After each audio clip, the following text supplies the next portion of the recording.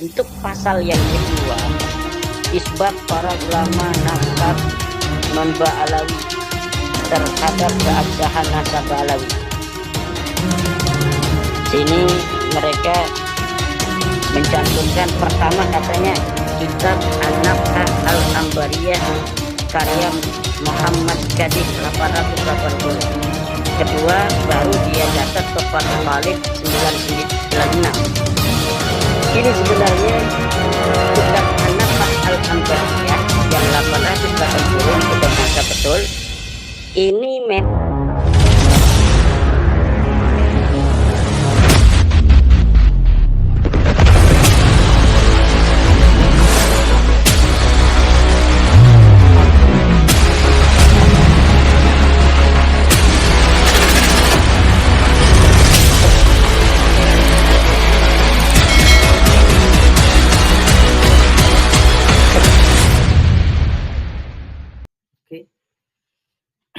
Assalamualaikum warahmatullahi wabarakatuh. Selamat malam kepada seluruh pemirsa Gus Fuad Channel dan rekan-rekan lainnya.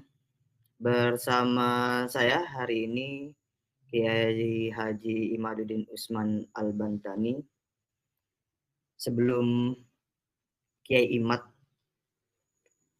mengungkapkan pemaparannya sebagai pemberian konteks, di sini ada buku yang dikeluarkan oleh Klan Habib Alwi atau Robito Alawiyah, atau di sini disebutnya Tim Pengawal Persatuan Umat.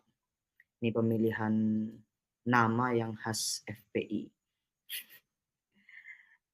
Ini bukunya sebagai review saja.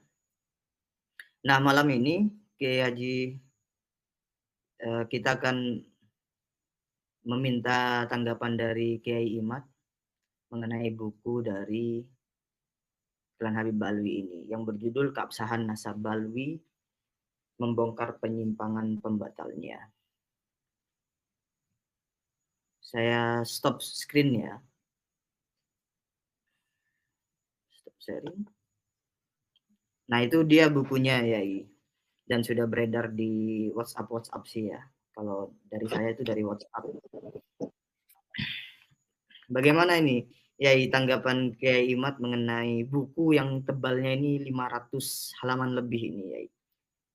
Dipersilakan, Yai. baik, terima kasih Mas Rifki, terima kasih Gus Fuad Channel.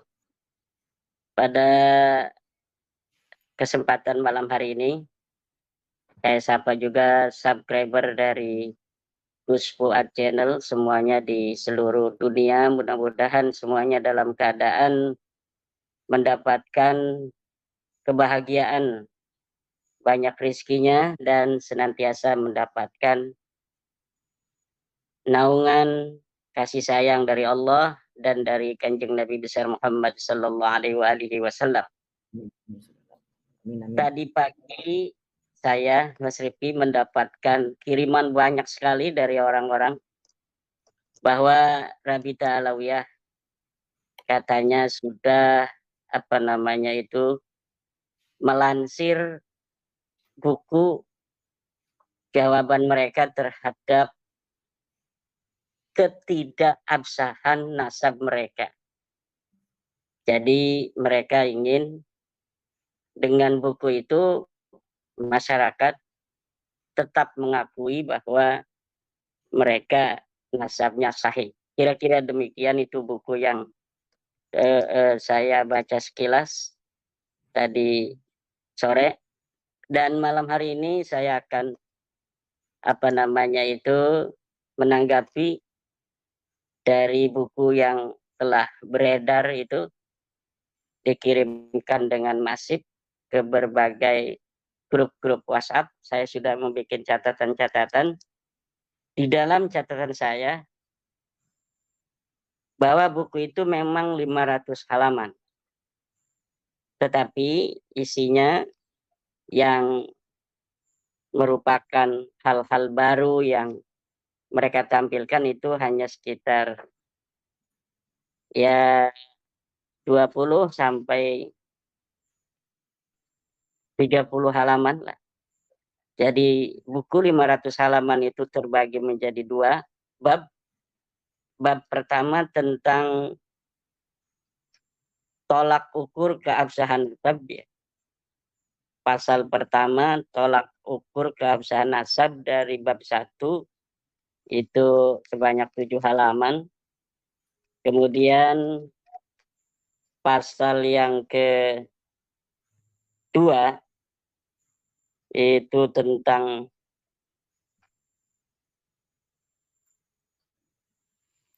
isbat para nasabah non Ba'alawi terhadap keabsahan nasab Ba'alawi versi mereka. Yang pasal ketiga, yang pasal kedua itu sekitar dari halaman 11 sampai 24. Kemudian pasal yang ketiga, pengakuan dan kesaksian para ulama terhadap keabsahan nasab Ba'alawi. Ini pasal ketiga dari halaman 25 sampai halaman 77. Kemudian pasal keempat tentang pengakuan ulama besar Nusantara dari halaman 26 sampai 101 ini. Banyak sekali nih pengakuan ulama besar Nusantara ini, pasalnya dibanyakin ini karena ini yang menarik untuk membawa viewer dari orang-orang Nusantara agar ini ulama-ulama kita ini sudah mengakui gitu. Padahal tidak ada sama sekali, nanti kita akan bahas dari ulama-ulama kita itu yang secara tegas qat'iyyud dilalah yang menyatakan mereka itu mengakui nasab Ba'alawi. Kemudian pasal yang kelima, penetapan nasab dengan cara al-istifadhah. Ini dari halaman 111 sampai 121 Mas Rifin. Kemudian pasal ke-6 dari halaman 122 sampai 128, jejak peninggalan pendahulu Ba'alawi di Hadramaut. Ada jejak-jejaknya katanya.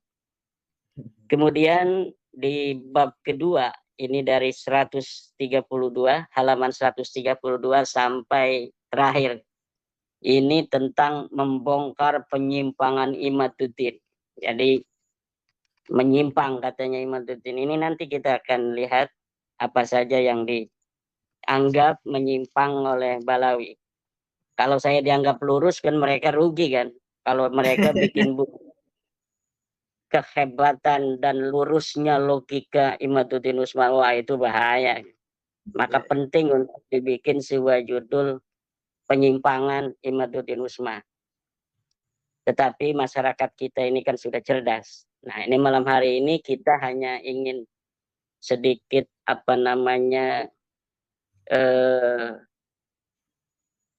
istilahnya itu mengomentari hal yang penting agar masyarakat yang menginginkan saya menjawab itu bisa melihat garis-garis besar apa sebenarnya yang bisa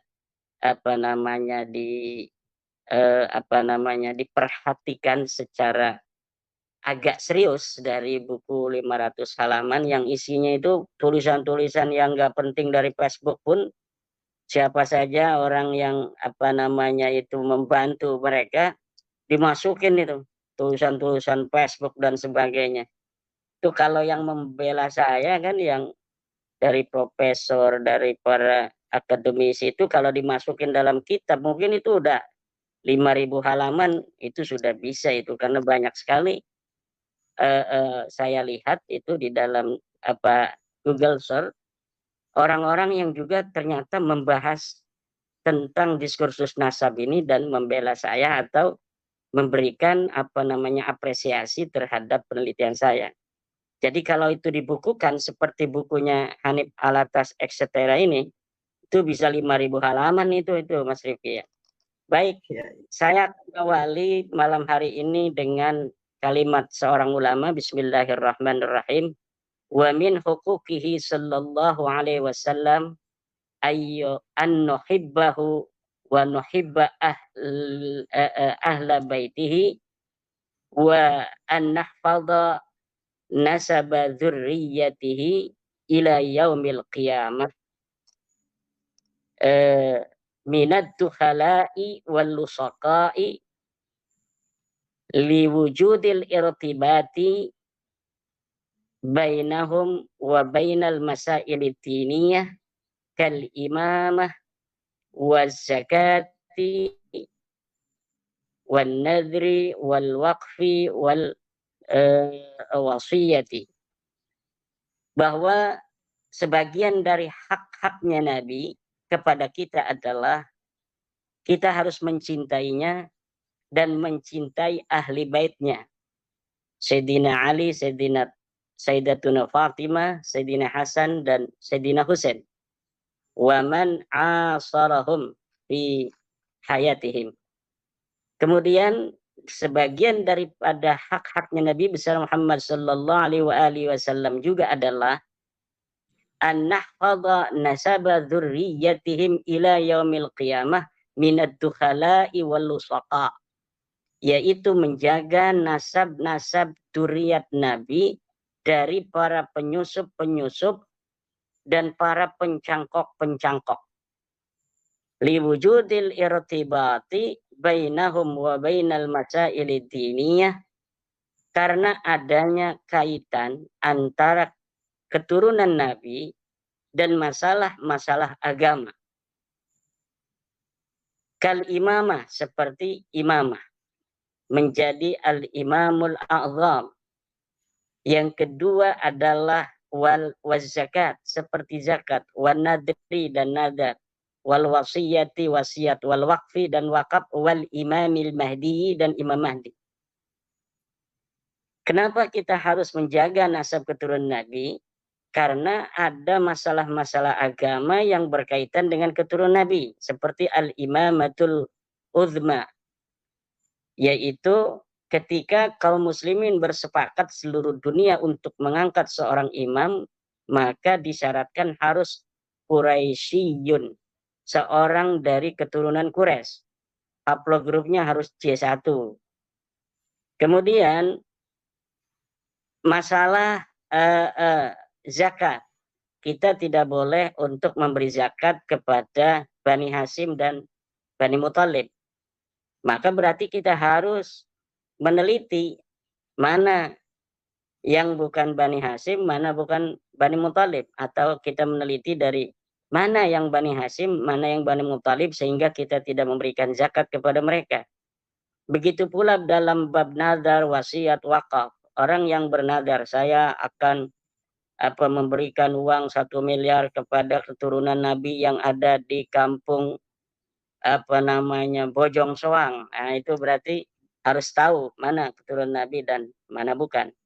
Kemudian Imam Mahdi, dan ini yang paling berbahaya ini, Mas Rifki. Imam Mahdi itu akan turun menurut kita Ahlussunnah wal Jamaah di akhir zaman nanti dari keturunan Nabi.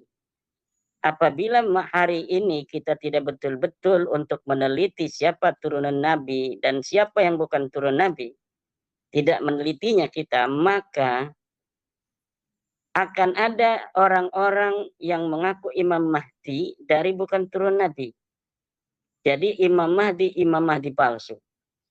Kenapa? Konsekuensi logisnya orang-orang yang palsu, yang mengaku sebagai turun Nabi, itu akan melahirkan Imam Mahdi palsu di masa yang akan datang. Ini sangat berbahaya. Oleh karena itu kewajiban para ulama untuk betul-betul mempunyai perhatian yang sangat serius terhadap orang-orang yang mengaku sebagai turun Nabi. Di masa depan itu tidak akan terlalu berat, Mas Rifki. Kenapa hari ini kita terlalu berat? Karena masyarakat kita belum terlalu dewasa. Tapi di masa depan itu tidak akan sesulit pada hari ini. Kita nggak bakal lagi ngurus-ngurusin yang model Balawi ini, yang sudah ketahuan haplogrupnya G. Gitu. Kalau di masa depan anak-anak kita itu nanti untuk meneliti keturunan baginda Nabi itu dari haplogrup dulu. Kalau haplogrupnya sudah J1, baru diteliti itu secara nasab dan sejarahnya. Kalau haplogrupnya itu sudah bukan J1, udah G begini, harus diabaikan.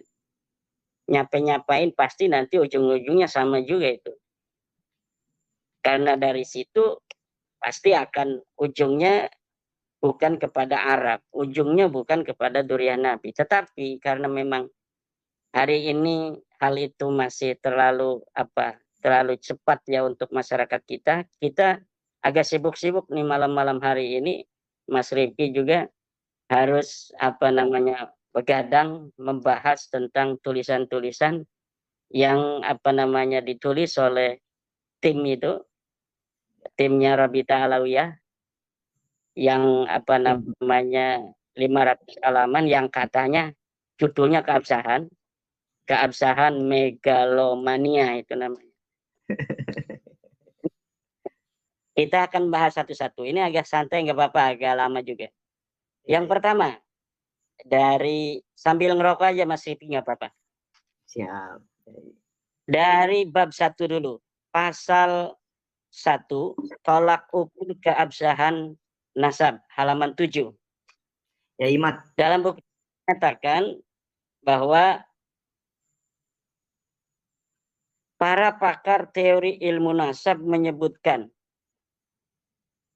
beberapa torik jalan antara untuk mengisbat nasab, keabsahan sebuah nasab. Jika satu saja terpenuhi, maka nasab itu sah. Ini selalu diulang-ulang itu oleh Hanif Alatas, bahwa metode menetapkan nasab itu torik, jalan ada 4, banyak sekali. Kalau misalnya satu saja sudah terpenuhi, maka katanya itu sudah sah nasab itu. Nah, di dalam buku ini yang disebutkan oleh Hanif Alatas itu cuma 2. Pertama tentang tercantum di kitab nasab, 2 tentang suhrah dan istifadah. Dan dua-duanya tertolak. Metodologi isbat nasab yang disebutkan oleh buku Rabita Alawiyah ini, buku resmi Rabita Alawiyah ini tertolak. Pertama, tercantum dalam kitab nasab katanya. Ini yang ditulis oleh Rabita Alawiyah kan. Dalam buku Rabita Alawiyah ini, sebuah nasab harus tercantum di dalam kitab nasab. Sebagaimana kita ketahui, silahkan baca buku terbaru saya tentang literatur kitab-kitab nasab dari abad ketiga sampai abad 13 yang menyebutkan Ba'lawi itu baru kitab Tuhfatul Talib 996 Hijriah, 650 tahun setelah wafatnya Ahmad bin Isa, orang keturunan Nabi asli yang diakui oleh mereka sebagai luhur mereka. Jadi mereka mengakui Ahmad bin Isa yang ada di 345 Hijriah abad keempat. Kemudian penulisan mereka sebagai keturunan Ahmad bin Isa itu baru ada di kitab Tuhfatul Talib tahun 996 Hijriah. Ada 651 tahun nasab mereka, umudun nasab mereka, nama leluhur-leluhur mereka tidak ada, tenggelam, gelap gulita dari kitab-kitab nasab. Lalu berdasar apa kita mengatakan kitab Tuhfatul Talib itu sah dalam menulis nasab Ba'lawi? Tidak ada. Kenapa tidak ada? Karena dalam kitab Tuhfatul Talib juga itu penulisnya mengatakan saya melihatnya dari sebuah ta'liq, bukan dari kitab nasab. Jadi pertama kali nasab Ba'lawi ditulis di dalam kitab nasab bukan berdasarkan referensi dari kitab nasab sebelumnya, tetapi hanya berdasarkan sebuah catatan kecil yang dilihat oleh As-Samarqandi kemudian dituliskan. Ini namanya seorang an-nasabah al-mutasahil, seorang ahli nasab yang sembrono memasukkan sebuah riwayat yang tidak jelas, riwayat yang tidak ada referensinya, riwayat yang gair muhaqqaqah, kemudian dituliskan di dalam kitabnya. Kemudian teori surah istifadah yang kedua. Di surah istifadah pun sudah sering sekali saya mengatakan, tetapi untuk agar masyarakat kita ini bisa tercerahkan, ya kita ulangi lagi bahwa surah istifadah memang betul bisa digunakan untuk menetapkan nasab, tetapi dia punya syarat. Syaratnya apa? Syaratnya dia ay alla yasbuta ma yukhalifu. Mana tuh saya lupa. Innan nasaba mimma yasbutu bil istifadah illa ayyasbuta ma yukhalifu. Bahwa nasab memang sebagian dari apa yang bisa ditetapkan dengan istifadah, kecuali sudah jelas ada yang menentang. Sedangkan nasab Ba'lawi ini sudah jelas ada yang menentang. Bukan hanya ada yang menentang, ketiadaan riwayatnya selama 651 tahun itu sebenarnya sudah cukup. Bahwa nasab mereka memang nasabun muhdasun, nasab yang jadi-jadian. Kemudian ketika hari ini, nah istifadah itu sebenarnya untuk hari ini. Ini istifadah ini bahwa Hanif Alatas Balawi, Rizik Syihab Balawi itu istifadah namanya itu kan. Nah, istifadahnya apa furo itu tidak berkonsekuensi terhadap istifadahnya usul. Usulnya siapa? Ubaidillah. Untuk mengetahui surah istifadahnya Ubaidillah dari mana? Kita harus melihat sekitar zaman Ubaidillah, kitab-kitab yang ditulis di zaman itu. Kitab yang ditulis banyak, tetapi tidak ada satupun yang mencatat. Yang mencatat keturunan Ahmad bin Isa lainnya banyak. Dari mulai abad ke-5 sampai abad ke hari ini. Tetapi yang mencatat bahwa Ahmad bin Isa mempunyai anak Ubaid itu baru di abad 10, 651 tahun. Begitu. Itu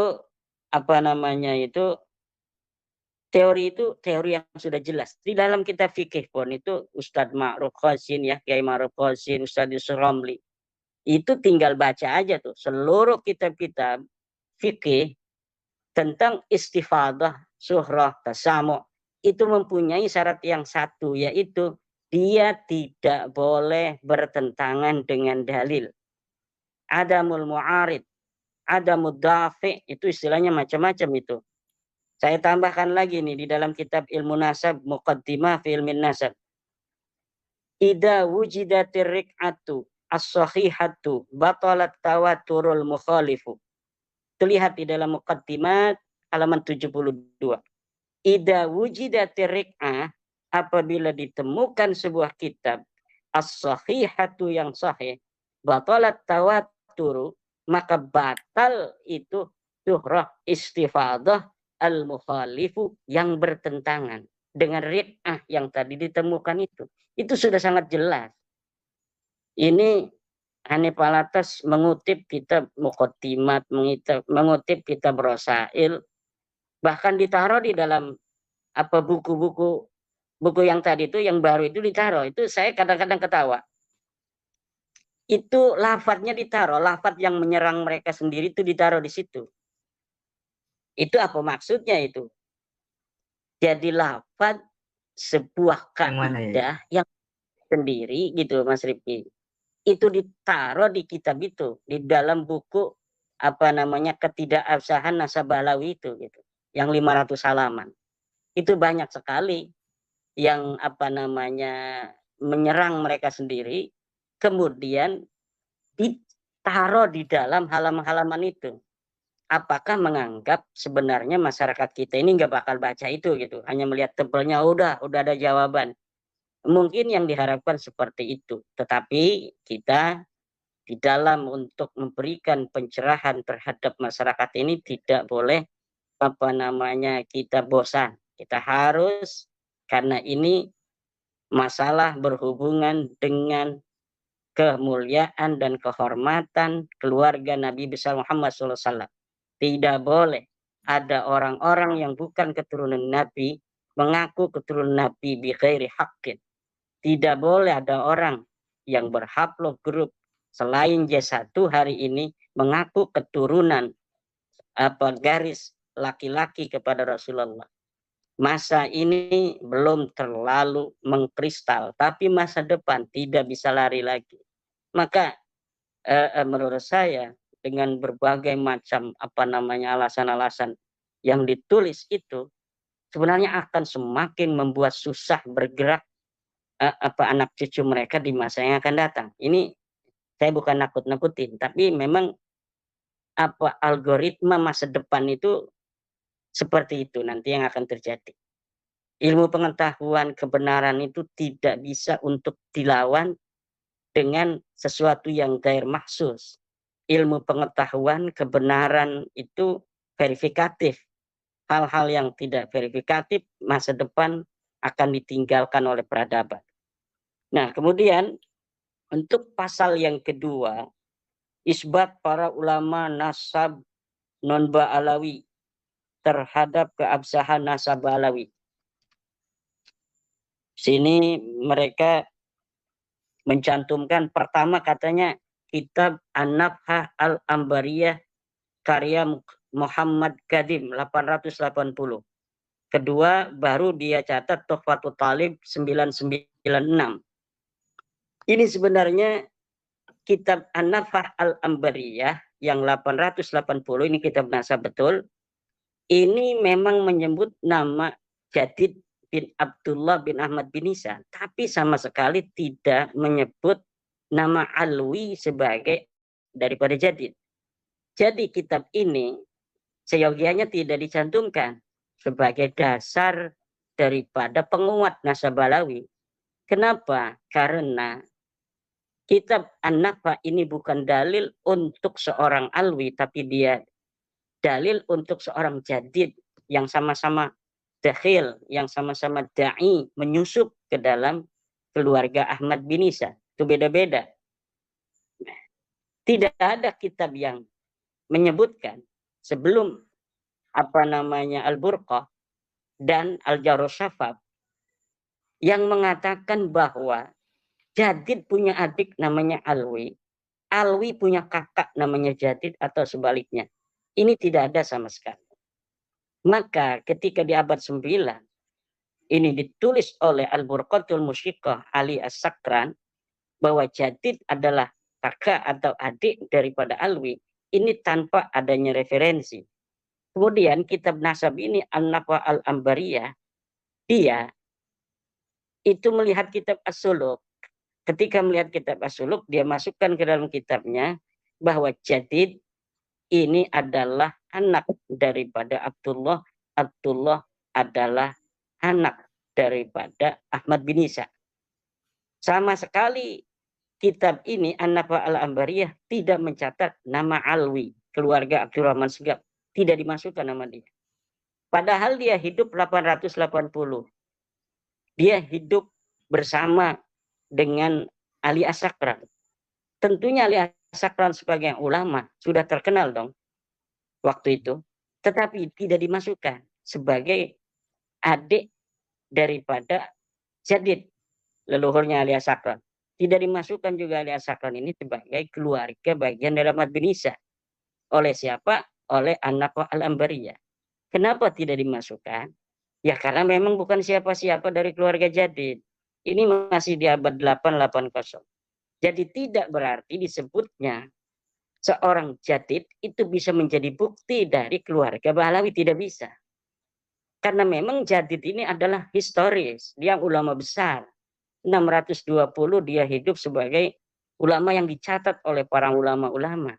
Tapi dia bukan keluarga Abdurrahman As-Segaf.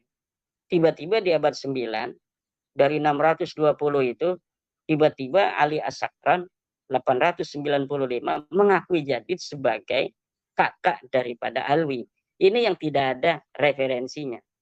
Jadi kitab An-Nafhah Al-Ambariyah ini tidak bisa untuk dijadikan dalil bagi keluarga Ba'alawi. Dia adalah dalil penyusupan bagi keluarga Jadid, tapi dia bukan dalil untuk keluarga Ba'alawi. Baru kitab Tuhfatul Talib ini secara jelas ditulis Alwi bin Abdullah bin Ahmad bin Isa. Tetapi sayangnya ini apa namanya pengarangnya As-Samarqandi ini dia mengatakan bahwa aku memasukkan keluarga Abdurrahman Segaf ini Alwi sebagai keturunan Ahmad bin Isa bukan dilihat dari kitab yang apa namanya ditulis oleh para ulama nasab, tapi aku melihatnya dari sebuah kertas, melihat dari sebuah ta'liq, kemudian dia masukkan ke dalam kitab itu. Nah, bagaimana bahasanya? Qultu ra'aitu fi ba'di ta'aliq. Aku berkata, aku melihat dari sebagian ta'liq, catatan-catatan kecil, bukan dari catatan seorang ahli nasab. Nah, kemudian antara An-Nafa' al-Ambariyah yang 880 itu, Mas Rifki, dengan kitab Tuhfatul Talib 996, ini mereka sama-sama menyusup kepada Abdullah, tetapi anehnya mereka tidak koordinasi. Harusnya kalau mau nyusup bareng-bareng koordinasi dong. Koordinasinya gimana?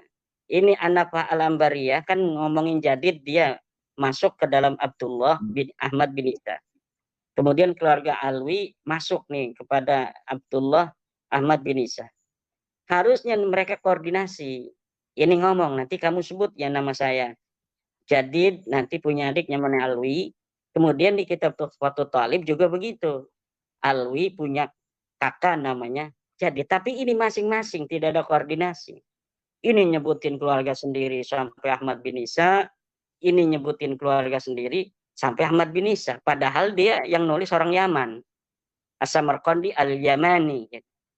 Nah, ini sebuah tanda bagi orang-orang yang berakal untuk bisa mengetahui ini awalnya ini demikian ini sebenarnya. Jadi nanti apa yang akan ditulis oleh Hanif Alatas, katanya ratusan kitab itu tidak ada gunanya. Kenapa tidak ada gunanya? Nah, ini saya hanya sebutkan dua ini aja. Dari An-Nafa' al-Ambariyah, kemudian Tuhfatul Talib. Yang lainnya itu semuanya adalah mempunyai apa namanya referensi dari dua kitab ini. Jadi yang lain itu nanti, yang ratusan itu yang dimiliki hari ini oleh Hanif Alatas, Imam Anu, Syekh Anu mengatakan, ya semuanya akan kembali kalau kitab nasab kepada dua kitab ini, selain kitab nasab itu kepada kitab tasawufnya Syekh Ali bin Abu Bakar As-Sakran, 895 Hijriah. Jadi hanya ada di abad 9 itu saja. Kemudian apa yang diucapkan oleh ulama tentang apa namanya kitab-kitab yang hari ini banyak, tapi ujungnya cuma satu, yaitu Al-Burqatul Musiqah. Karena An-Nafa' al-Ambariyah ini dengan apa namanya ini kitab Tuhfatul Talib ini ujungnya nanti ke kitab siapa namanya Syekh bin Abu Bakar As-Sakran Al-Burqa itu, kembalinya ke situ. Kata ulama begini tentang kitab yang banyak itu. Ini bisa dilihat di dalam kitab Muqaddimat fi Ilmi al-Ansab. La yuhtajju li kasratil masadiri idza kanat kulluha tunqalu min aslin wahidin. Tidak bisa dijadikan hujah banyaknya kitab-kitab apabila semuanya dinukil dari asal yang sama. Kitab Ba'alawi hari ini yang menerangkan Ba'alawi sebagai turun Ahmad bin Isa, ratusan, betul, tetapi semuanya mentok kepada Al-Burqatul Musyiqah itu. Yang kata Mas Romel itu, mentoknya enggak ke Al-Burqah, ke Al-Jawr Sapa, ya sama-sama beda beberapa tahun saja. Sebenarnya apa namanya saya menganggap dua ini akan merupakan sebuah kesatuan, tapi karena orang-orang awam, nanti para peneliti tidak akan bisa mengakses kitab Jawr Sapa karena memang tidak berani dicetak itu oleh orang-orang Yaman itu karena bermasalah. Penulisnya ini disebut meninggal 742 atau 732 itu. Tetapi apa namanya di dalam kitabnya ada orang-orang yang hidup di abad ke-9. Itu kan aneh kan. Katakanlah apa namanya Al-Jawr Syafaf itu betul-betul karya orang di abad 9. Siapa namanya? Itu yang mesti dijawab dulu kan. Mencari seorang Abdurrahman Al-Khatib itu susah sekali itu. Kenapa susah? Ya karena memang ini sosok bermasalah. Bagaimana sosok bermasalah? Ini bisa jadi kitab ini karangan Balawi, kemudian diatribusikan pada seorang ulama yang bernama Abdurrahman Al-Khatib itu.